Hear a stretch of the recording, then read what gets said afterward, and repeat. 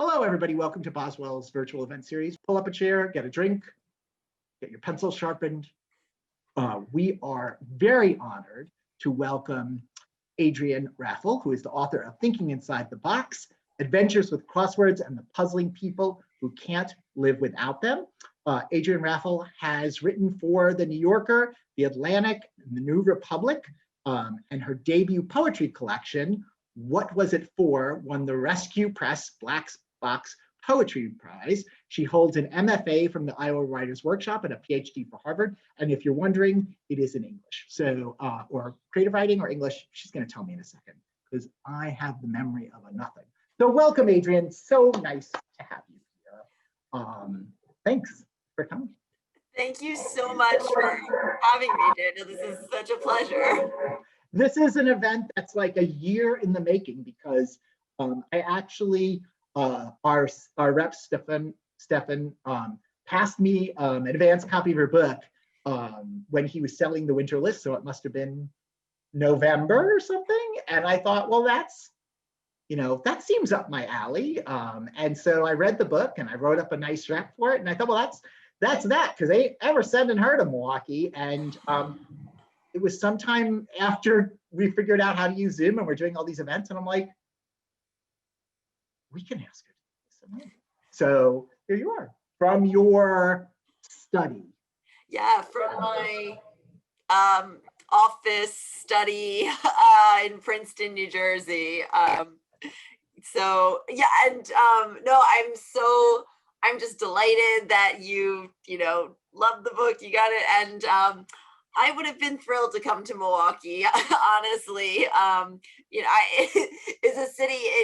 I have a friend who lived in Milwaukee for several years, and she was just spending all the time recommending. Every year she'd just be like, I love Milwaukee. I love it more. I love it even more. I love it the most, And so when I told her I was coming to Boswell's tonight, she's just lit up and said, oh, Boswell's, yes, wonderful. So maybe one day in person.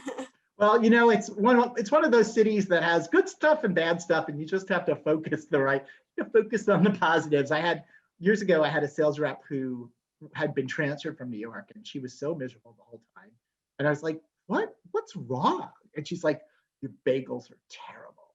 And I really couldn't argue, but I was like, but there's other food? Like, how are the cheese curds in New York? I don't know. So anyway, let's talk a little about your book. Do you have a little, I don't know if there's too much introduction to do on the story. I think that people get what the book is. However, I'm going to say this question to you, which you may have heard once or twice before. What led you to write this book? It's in some ways, and I actually do write this in the introduction to the book. In some ways, I've been writing this book since I was 3, that's when I sort of realized, wait, words, letters, they go together, and you can make meanings on pages out of letters. And I think I've just always been kind of fascinated by the sort of that toggling between their minute manipulation of small letters and then have a big meaning, right? But that can be said of, any literature, any books. I really got into word games and word puzzles in kind of middle school, high school. My family would play a lot of games all the time, sort of constantly. It's our mode of communication. It's our best mode of communication. I got really into Boggle. I was thinking, I wonder if she played Boggle like I did. Oh, you're a Boggle person too? Well, yes, in my day, Yeah, Boggle's my game, I will say. I love Boggle so much. But in high school, I sort of got into crossword puzzles. I did crossword races with my family. We'd get this is how we operate. We'd get the Monday New York Times, and my dad would make copies for everybody in the family. So, and then we'd all like go off to sort of slightly separate corners of the house, and somebody would yell go, and we'd all like sit there and scribble. And I'd be like basically racing against my brother because my mom would just win. She'd just win. The fight for second. Yeah, fight for second. And my dad would just kind of like, I think he might be watching out there. Love you, Dad, but he would lose because he would give up sort of midway through. Once my mom had won, why bother? And then my brother and I would sort of like duke it out. The beautiful thing about it's really sort of taken off during quarantine times. There aren't many beautiful things about quarantine, but one of them has been the family text thread of sharing crossword solving times. You can learn a lot about a family from the way they play games. I have to say that is so different from my family. I have 2 older sisters, but they were old enough that they were not going to play any games with me. My dad's not a game player. So it was really, I was mentioning this to you, I'm going to say it again because it's so weird. We would buy the Dell pocket books, puzzle books at the grocery stand, and then I get a book of tracing paper so that my mother and I could do the same puzzle, so we'd only have to buy the book once, because apparently we hadn't invented copy machines yet. And actually, I think I'm old enough that maybe there wasn't really a lot of access to them. So, this is something that it's harder to find tracing paper now because you don't have to. We had access to it because my parents' office, they've been working from home for 20 years and their office was in our house. So we did have access to the copier, but I'm sure the tracing paper, same idea. And as I said, I love the this sort of like secret genre of the puzzle book is how to hack your way through a puzzle book, how to make as many copies of it as possible and just sort of like propagate the puzzle book to as many members of the family as possible. So I guess that's the personal sort of growing up side. And then been kind of, I'm not great at crosswords. I still am not great at crosswords. I'm very interested in them. I'm interested in them sort of culturally. I see, oh wow, we've got a chat. My dad would do the crossword and graph paper so that mom could do it. Oh, so good. I would sort of recreationally do the crossword puzzle with friends by myself. In college, I wrote a very short essay actually about the use of crosswords in World War II. Actually, I wrote a short essay about the way that British newspapers advertised to have, great solvers. They set up this contest and said, okay, great solvers, we're going to do a crossword contest just for you. And then it was actually something through the MI5 intelligence officials. They said, they took the winners of that contest. It was a total ruse. It was a total Trojan horse. They wanted to get the best crossword solvers in the country because they thought we need more people to help us crack the enigma. So that was how they did it, which I think is great. So I got fascinated by that fact. Fast forward kind of through, I did my degree in, I have a degree in creative writing. I have an MFA in poetry. And then I was like, okay, well, how do I keep reading and writing? I went and got a PhD in English. Kept being kind of interested in the crossword culturally, realized that it started in 1913, which I'm like, whoa, that's amazing. Modernism and the crossword are happening at the same time. So like, while we have Joyce writing Ulysses and Woolf writing Mrs. Dalloway and Eliot's like, basically the wasteland is its own kind of crossword puzzle. Then the crossword puzzle is also happening at the same time. This made sense to me, but I didn't really know why it made sense. I wanted to figure that out. And so I just so simultaneous, childhood fascination with crosswords, as we always say in the PhD program, research equals me search. So I'm interested in crosswords personally, but I also then had this sort of motive of, whoa, crosswords are totally fascinating in the literary landscape, in the cultural landscape, historically. And then I had this moment of, everybody has a relationship with the crossword, and that exists today, whether you do it casually, whether you do it obsessively, whether you absolutely hate the crossword. Everybody knows this thing, but it's been in the kind of background for 100 years. What if we put it in the foreground for a second? So that's how it began. One of the things I really like about the book is it's sort of several genres coming together. And that would be like the microhistory, which has been around for, I don't know, forever, but there was like a big jump in, story of milk, the story of salmon, the story of salt, the subculture book where you sort of get into some sort of group of people doing something almost like a cross between pop culture and sociology. And then, there's a lot of memoir in the story too. And once I learned about your English literature and creative writing, I was like, oh, of course it has to be a memoir. So what were you thinking? Like it sounds like you've read a lot of the books on it. So how are you trying to make your book a little different from what's come before?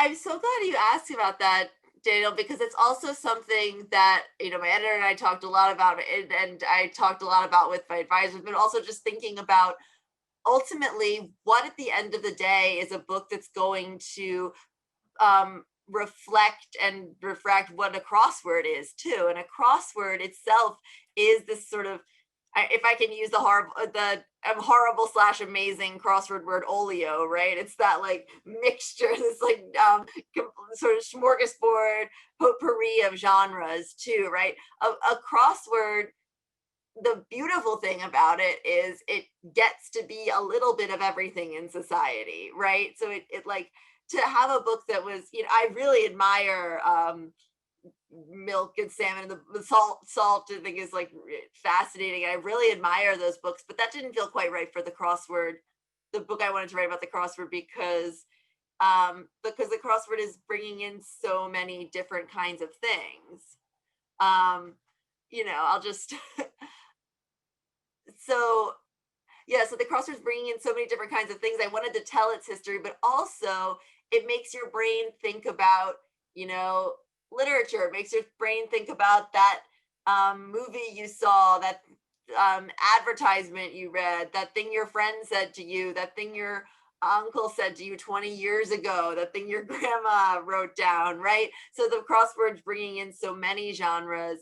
And I think the crossword's always kind of personal.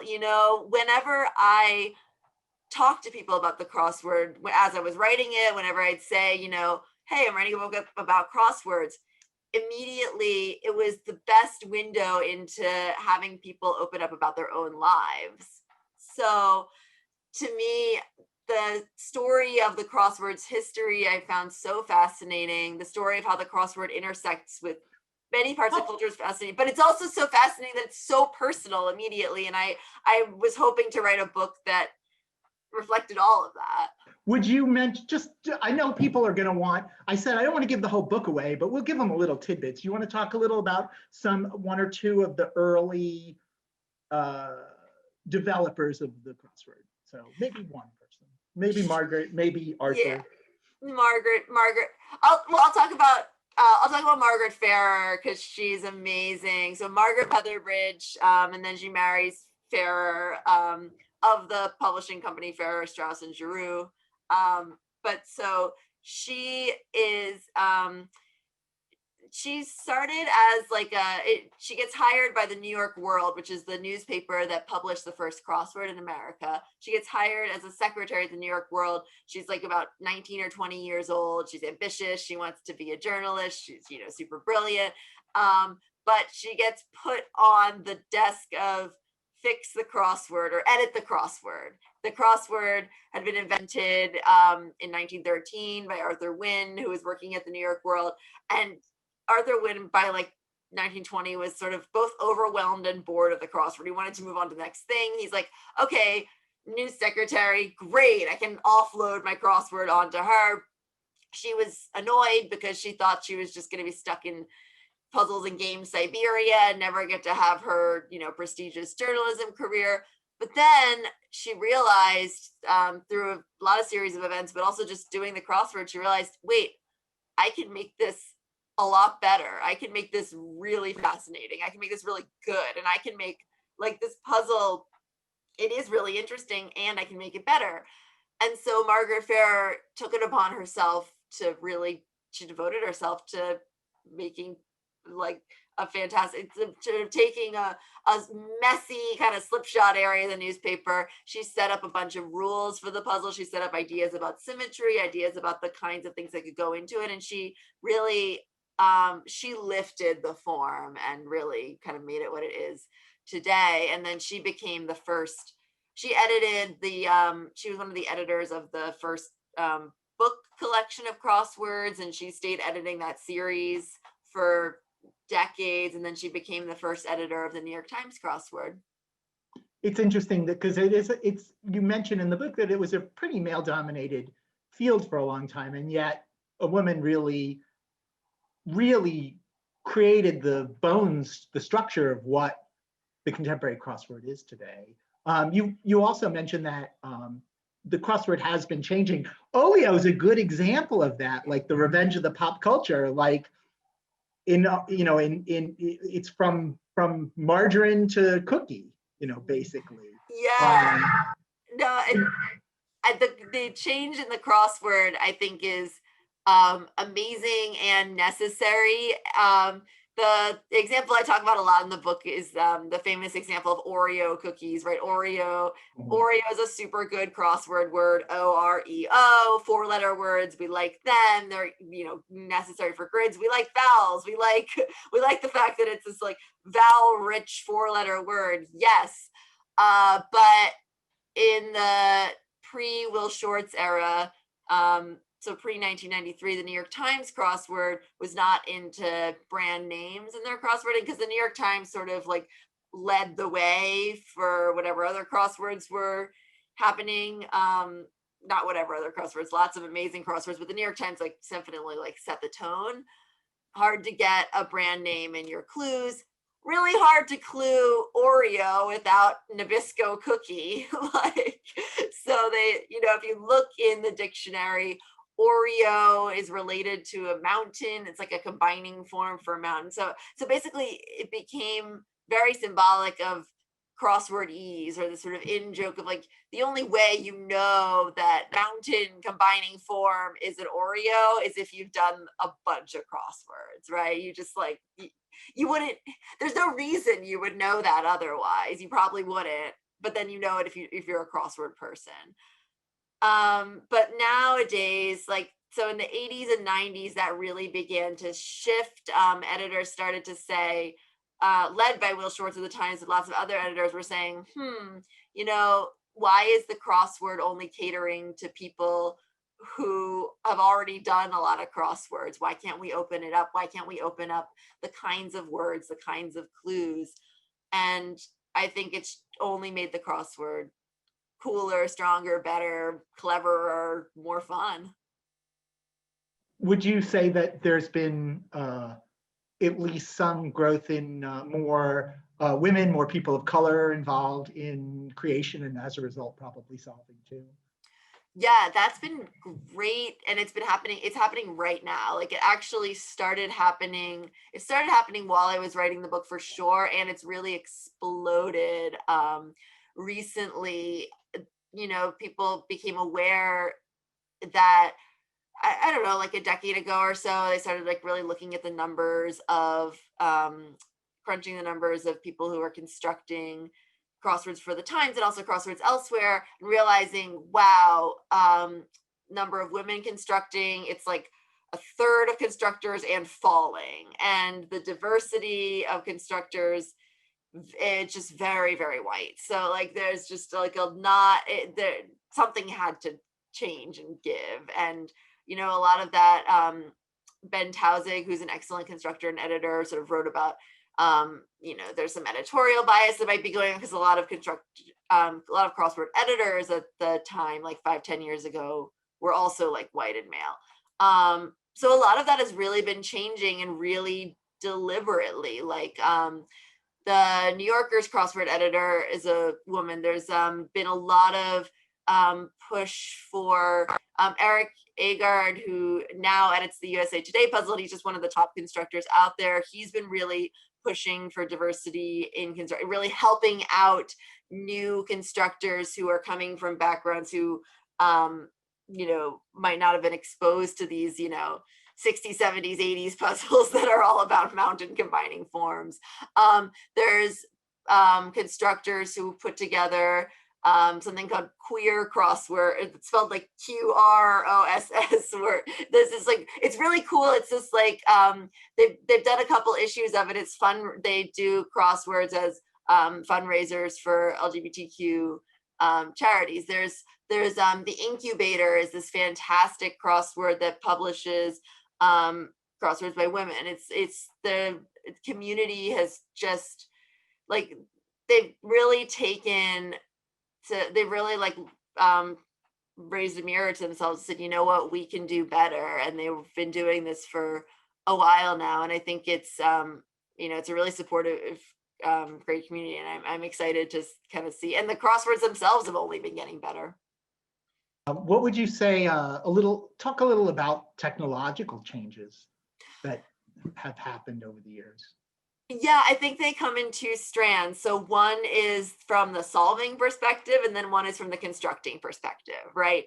So from the solving perspective, you have your app. Like, you know, I do most of my solving on this guy now, even though I like pen and paper solving, I solve on my phone a lot. And the New York Times crossword app, I think it's got like 1 million subscribers now and growing. And you know, it's a huge growing division at that paper. It's, you know, the games and puzzles are growing divisions in other papers in there, and mostly in this sort of app web way.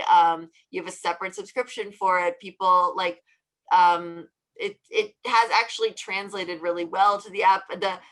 For a while, the crossword was sort of, people thought, oh yeah, the crossword is the thing that's saving print newspaper, because people would subscribe to the print newspaper to do a print crossword. And now the crossword, I think that might still be true in some cases, but also the crossword has really made this leap to being very successful in apps. And didn't New Yorker added a crossword, right? Not that long ago. Exactly, yeah, in about 2018, they added a crossword, yeah. And the Wall Street Journal expanded its crossword from just being Friday, Saturday to daily, or the reverse. Yeah, Wall Street Journal expanded. The Atlantic added a crossword around the same time as the New Yorker, maybe a little after. BuzzFeed has like sort of flirted with a crossword. There's the independent crossword scene has exploded because of the internet, because easier to get a crossword out there. So that's from the solving perspective. Construction wise, I think 99% of constructors use construction software now rather than on, you know, grid, pen and paper. And yeah. Let's just give a sigh for writing a crossword puzzle. No, I got nothing. But I guess, you know, what can I say? Maybe it'll be like vinyl, where people will start doing them by hand. You know, I will say, I will also give a sigh, but I will say it is, if you tried it out, it is so nice to have that software do the symmetry for you. Just my brain doesn't work particularly well with it. It takes me forever to be like, oh, I draw this here.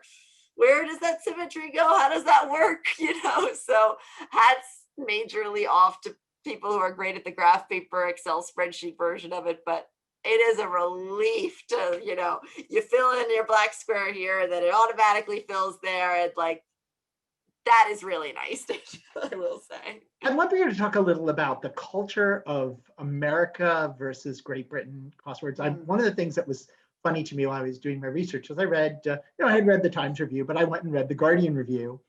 And I do know about, you talk a little about the cryptic, and I've always, I've known about, was it New York Magazine that used to have, there was something, or some of them, yes, had cryptic crosswords. I'm like, well, I couldn't solve the regular ones. I'm not solving these. But it's a real cultural thing there. And the review was so, I mean, the person was clearly fascinated by the book, but could not stop putting little tigs about, they call them the quick crosswords, meaning the non-cryptic ones.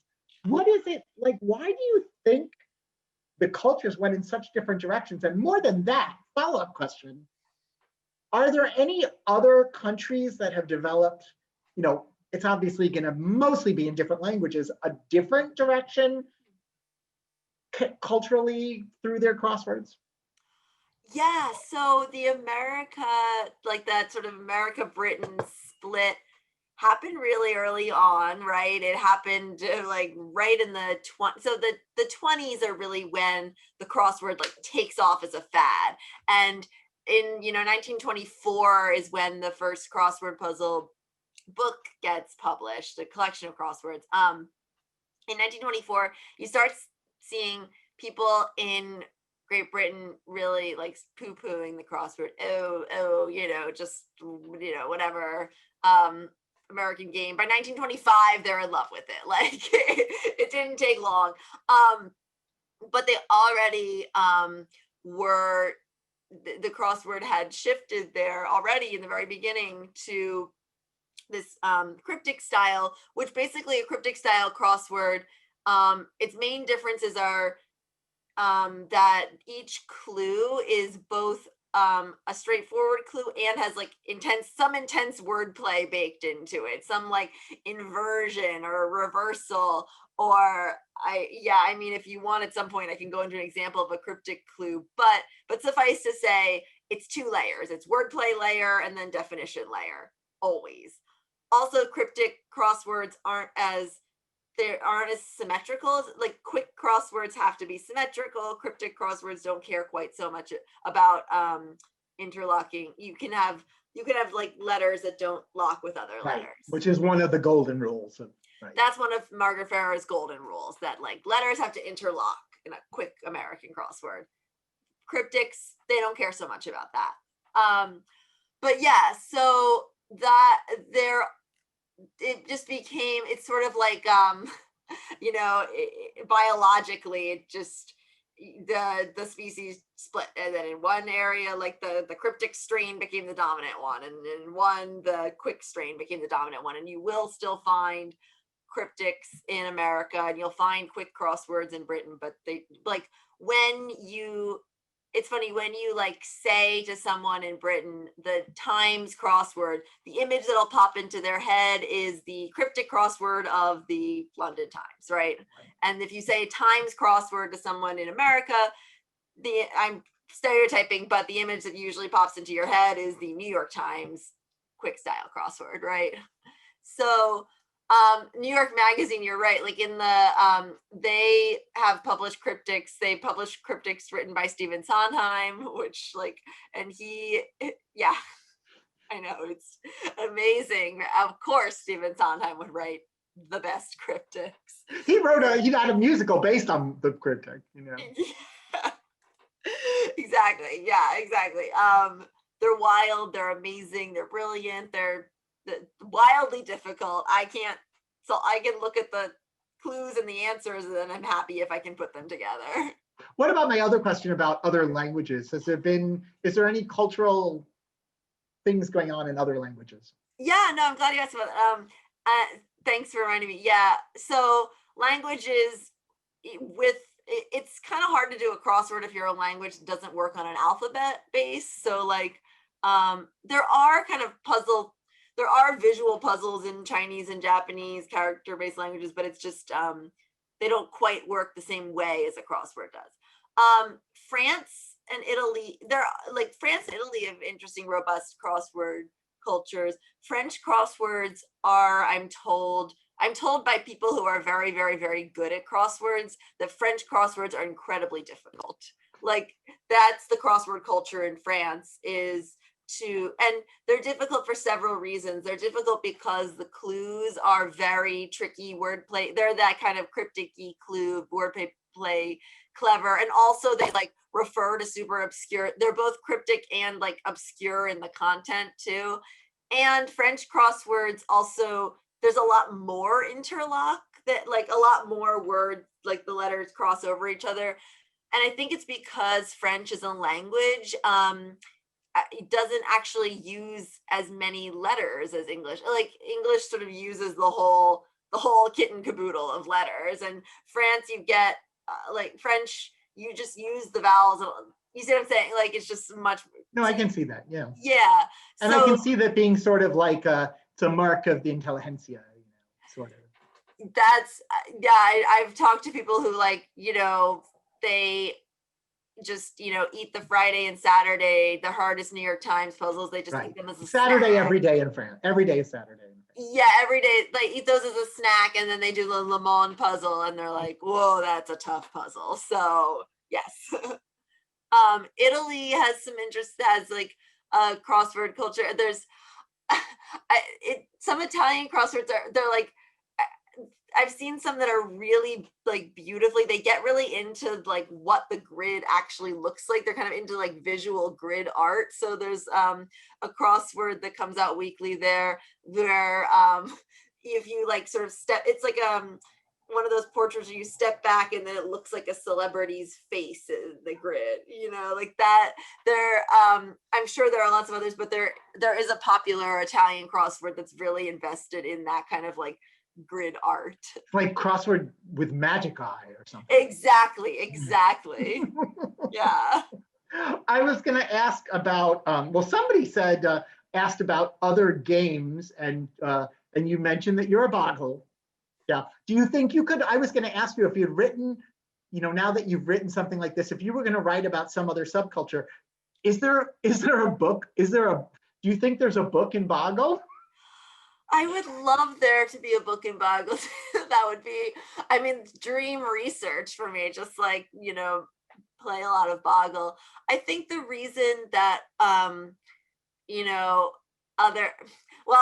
two things. One thing is that I think there's poems that can come out of boggle because if you play boggle. Short form literature. Yeah. If you play boggle with poets, you just like, that's one of the restrictions. Like here, use all the words in this boggle board in a poem. So that's a different. I've done this, but I think the reason that I'm not, I don't. Please, somebody out there prove me wrong and write the book. But I'm not sure there's a book yet on boggle because unlike the crossword has, it has touched.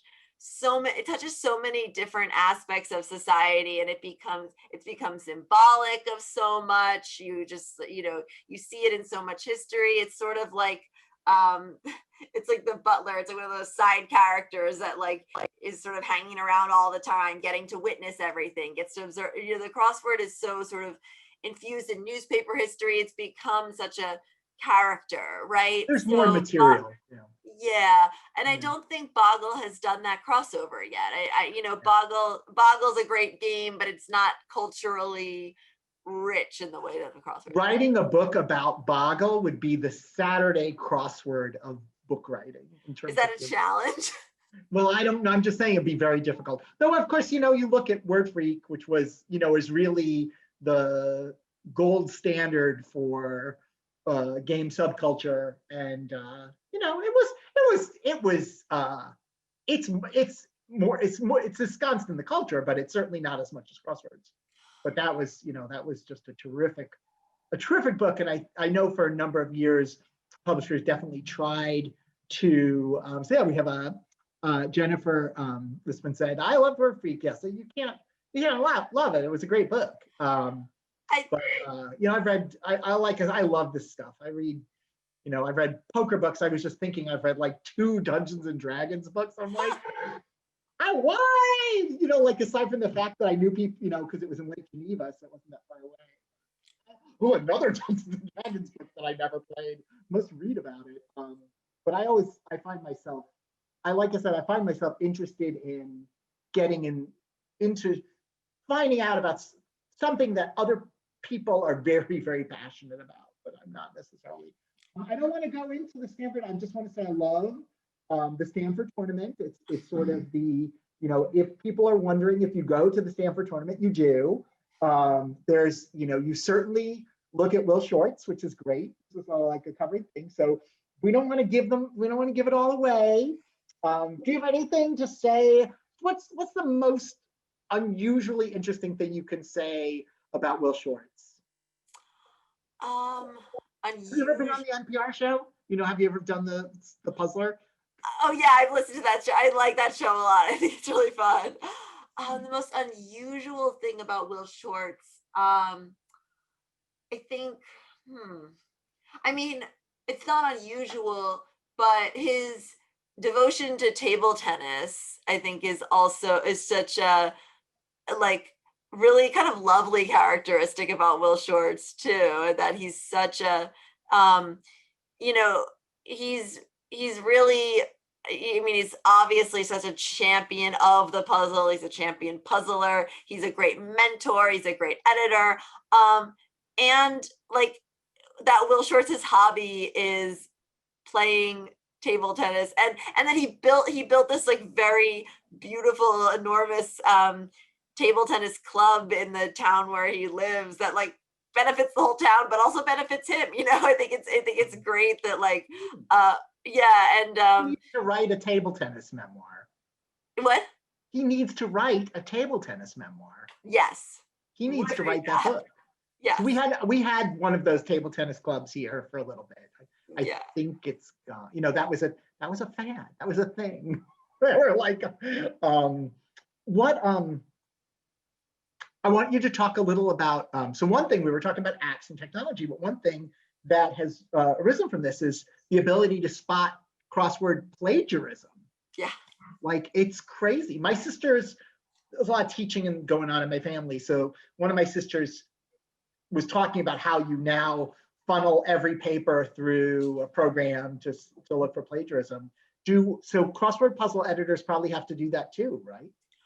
Well, you're right. That's definitely something that technology has enabled for the crossword in a way that it would have been very, very difficult to do before. So like, because now crosswords and their solutions, there's archives of them online, you can pretty easily go back and check and say, oh, that, and it's tricky because, themes aren't necessarily proprietary.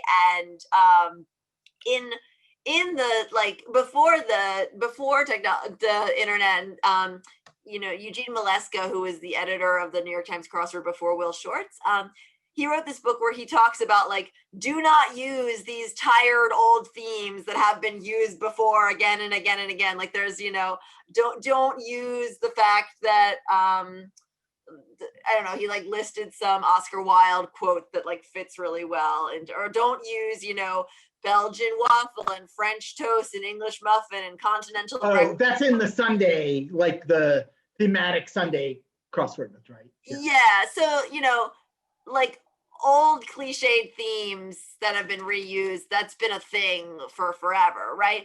But now with technology, with crosswords, the archives are so online, you can cross-check and say, okay, there's one thing about using a common theme. There's another one about the exact same words in the exact same positions in the grid with the exact same clues, with the exact same like filler words that have nothing to do with the theme.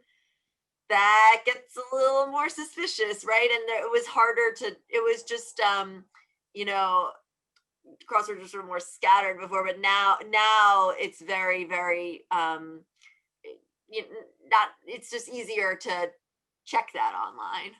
Yeah, well, we were talking, or I think it's in your book that that crossword puzzle creators don't get royalties. So the puzzle's bought outright, and then so it's like, so when, in other words, the puzzle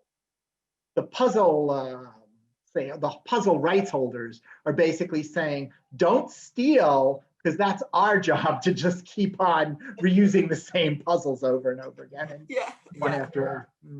Well, it just, it's always such a fine line. I mean, we're, the music business has really changed what's actually appropriation and what's theft. And, book business has, the copyrights have tightened because of Disney and other things. And so I'm curious to know if technology has actually changed that. And my guess is, so it sounds like somewhat, but there's still like, there's just certain clues that are just going to be used over and over again. So it certainly can't be the clue. It has to be a lot tighter than that. I think it's sort of like you can't copyright or whatever you call it, a dance step. It has to be the whole dance. So Exactly. So I think it's similar. Tell me, what's a story that didn't make it into the book? Did this book basically, you give it to your editor and they say, this is perfect, the right amount of words? I wouldn't change a thing. Were the things that you had to add or take out or, Yeah, can you imagine? I just, oh yes. No, I There's mean, a little fantasy interlude.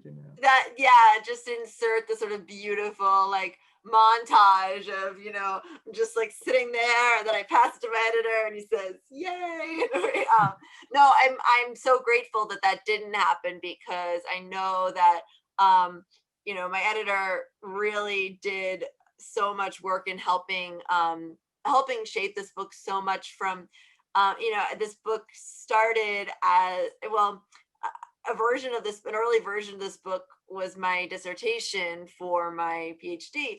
And so I worked with fantastic advisors who were incredibly helpful in helping me think through some of the like connections between crossword and literature, especially. And I did a lot of close analysis of some like sort of obscure modernist poetry. Also, like there's there are some critics who refer to poetry as like a crossword puzzle school of poetry, and that's a put down. Like if you're like, yeah, that's like, you are too clever by half.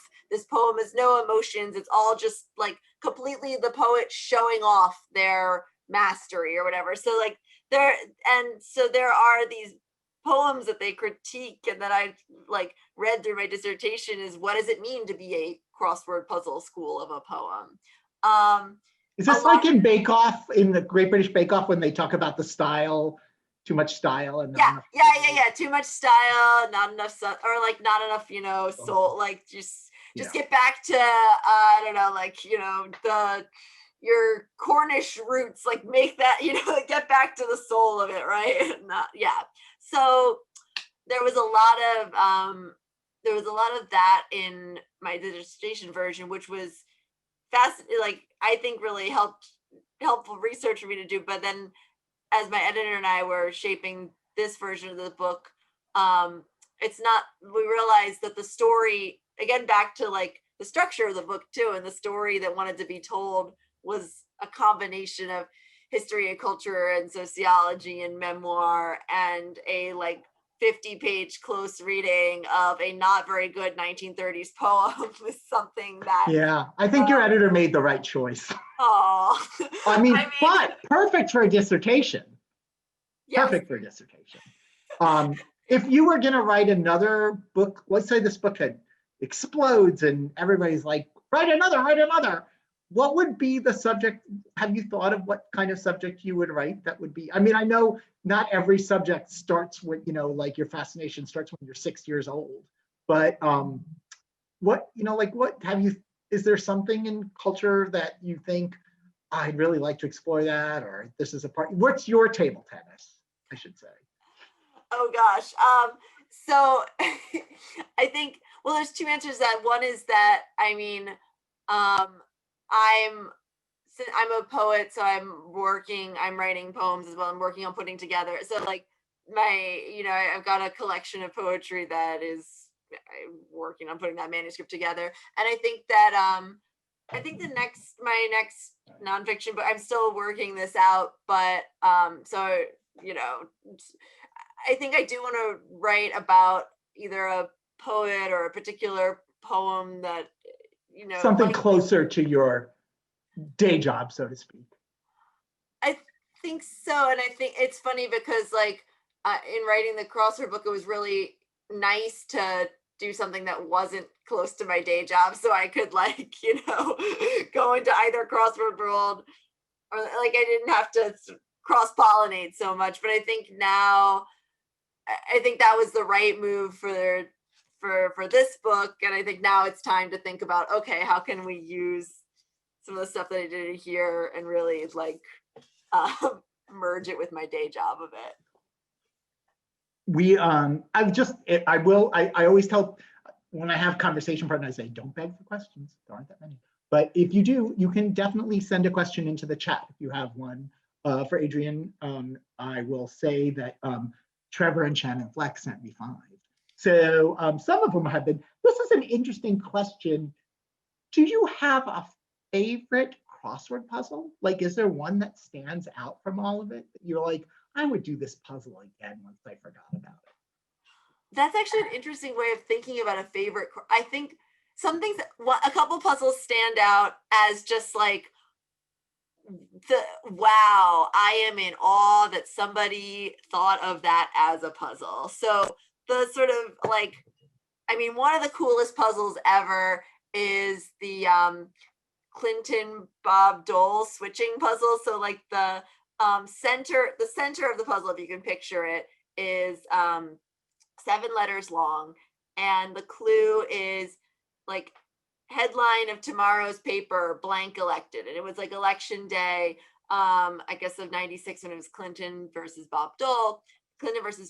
And so you could fill in Clinton and you could fill in Bob Dole, and all the like corresponding answers would also work. So like, say it was like Clinton and then the down answer was like blank AT, and it was like mammal. So it was like cat would work as an answer. Or if you filled in Bob Dole, then bat would work as the answer. And the whole thing, it worked like that. That is perhaps the most, I remember reading about that. That might be the most genius puzzle in history. So that, I think that's just it's a genius puzzle. So then it sort of spawned this little like subgenre of puzzles, like Schrodinger's puzzles, or like quantum puzzles. So the Schrodinger's cat puzzle, right, is like, it can go either way, right? It can either be dead or alive. It can either be Clinton or Bob Dole, like, so these quantum puzzles, like, I think the Clinton Bob Dole one is just so fabulous because it's sort of the origin story of them, but there's been more of them. There's puzzles that are, you can put in, there's like MF puzzles, like like male female puzzles, or like like the puzzle can switch genders on you. Other puzzles like that. I really like quantum puzzles because I just think that's just another level. It takes another layer to it. One of the other questions that they had was, we know some of this. Well, somebody being that you're like all English and creative writing, do you have some books to recommend? Poetry or fiction, You're a poet, which means eventually you're going to try to write a novel. So just putting it out there. So true. In books, in terms of like, No, it doesn't have to be a puzzle. Just recommend a couple of books. What have you read really liked? Oh, great. Anything? Yeah. So this is a bookstore event. Okay, yeah. Yeah, sure. I'll recommend some newer books that have come out this year, just because so I mean, one book that I love is Kathy Park Hong's Minor Feelings, her collection of essays. I think is really great. And J.L. McSweeney's, I'm gonna make sure I get the name right because I messed up the title of this. J.L. McSweeney's collection of poetry, Toxicon and Arachne, is absolutely incredible book. Another incredible poetry book, a couple more incredible poetry books that came out. Jory Graham's Runaway is really great. Dan Chasen's The Math Campers. So those both came out recently, and they're both really, really, I think they're just fantastic books of poetry. So those, the last book I'll just recommend really quick because it was Duck's Newburyport. If you like, if you are still in the market for like, huge brick of a book that is just absolutely in a tour de force of form. Yeah. 800 pages, no paragraph breaks. Is that the way I would say? Yeah. I run a book club. We try to be challenging. We've just read With challenging, but then I have my limit. So we just read Driver Plow Over the Bones of the Dead and Olga Tarshak, and I was like, well, if I was a really good challenging book club, we would have read Flights, but I'm like, I gotta read. So we read the mystery. And so one of them said, well, are we reading Ducks New Reborn? And I said, only if it wins, only if it wins. So it didn't win. So not, I'm a coward, what can I say? I wanted to, I think we're gonna wrap up. So I want to say thank you so much. I really enjoy, as I said, I really enjoy selling this book. Everybody knows a puzzler on their holiday list, and this is just a perfect gift for them. And for someone like me who has trouble getting through, tries a lot of crossword puzzles, generally doesn't finish past Tuesday. So as we say, it's definitely going to be an enjoyable experience. So wishing you continued success. I guess I know you've already won an award for your poetry book, but wishing you success on the next poetry book, and also on that book about that poem or author that we might be germinating, and maybe the Boggle book eventually. Who's to say, right? Thank you so much, Jenny. What a pleasure. Thank you so much, everybody who's here. Really, can't thank you enough for coming out and supporting Boswell's and supporting independent book sellers at this time. It's a pleasure. And thanks to all of you who came to this event tonight. Hope to see you at another one. Have a good night, everybody. Take care.